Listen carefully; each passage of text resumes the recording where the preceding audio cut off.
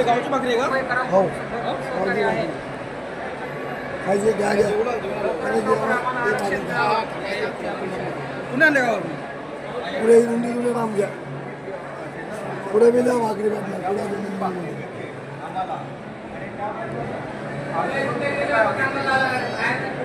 शेतकरी हा अन्नदाता आहे, सर्वांना अन्न पुरवतो.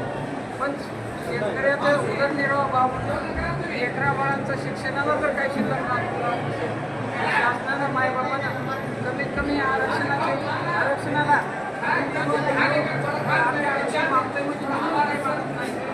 जे निजामाच्या काळामध्ये जे आरक्षण होतं, जी नोंदी होत्या, त्या नोंदीनुसार आम्ही आरक्षण लावतो. आम्ही आधारची किंवा वर्षावरील काहीही मागत नाही. आमची अपेक्षा आहे आम्हाला आरक्षण मिळालं पाहिजे. आम्हाला कुणाचं नको आहे. आम्हाला काही 50 नाही आमच्या मनोज दादाची जी मागणी आहे, मनोज दादाची जीवाचं रान करत आहेत, रक्ताचं पाणी करत आहेत. बघा आतापर्यंत एका माणसानं हाक दिली आणि आमचा सर्व मराठी बांधव 5-6 लाख म्हणजे इतक्या सभा बघा. काही बनवा बनवी नाही, हे सगळं नॅचरल आहे. तरी पण हे लोक राजकारण करतात आणि म्हणतात की यांना राजकारणामध्ये घुसायचे म्हणून मी मराठी नाटक करत आहे. नाटक वगैरे काही नाही, तुमचं राजकारण चढून आमच्या पोटाला आम्हाला भेटावं, आमच्या लेकरा बाळाचं कल्याण व्हावं म्हणून आम्ही बघतोय. काही नाही पण आरक्षण पाहिजे. मराठा बांधव आहे ना, हक्कासाठी हे करतोय आणि त्यासाठी कुठलंही राजकारण नाही आहे. त्यामुळे राजकारण्याने त्यांची इच्छाशक्तीवर सगळं अवलंबून आहे. त्यात कायद्याचा काही प्रश्न नाही आहे. आणि गोष्ट गेले 45 वर्षे वेटिंग धरलेला आहे. 9 मुख्यमंत्री मराठा समाजाचे होत आहेत, तरी पण आरक्षण हा प्रश्न तसा प्रलंबित राहतोय.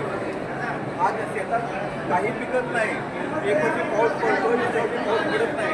अशा परिस्थितीत हा शेतकरी एकदम सेविलवाणी एक आर्थ हाक देतोय की त्याला कमीत कमी शिक्षण आणि नोकरी मिळावी.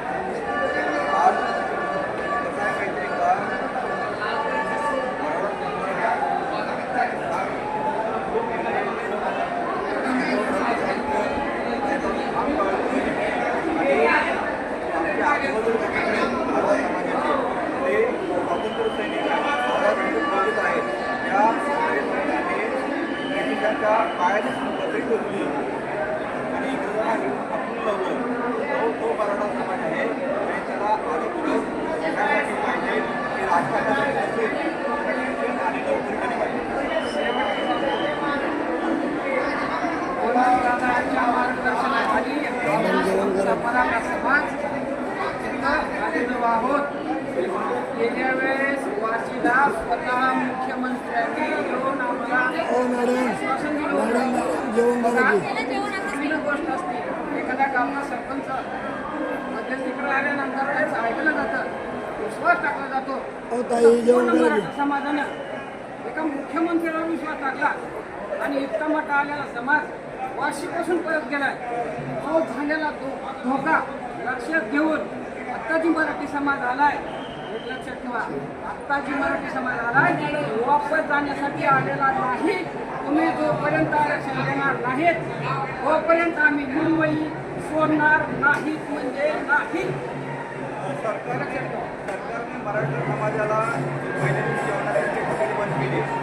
आज मराठा समाज आज पुढील जणांना दिसून येतोय. एवढं मराठा समाज त्याचे मोठेपण दिसून येते. मराठा समाज आम्ही कधीच कुणाचा प्रतिवाद केलेला नाही. आम्हाला सगळे सामावून घ्यायचे. आम्ही कुणाचाही द्वेष करत नाही. फक्त हे राजकारणी लोक एकमेकांमध्ये लावून घेऊन या बघत आहेत आणि आमचे हाल बघत आहेत. मुंबईमध्ये लोक मोटर सायकलवर बैलगाडीवर बघा कसे कसे आले. तुम्ही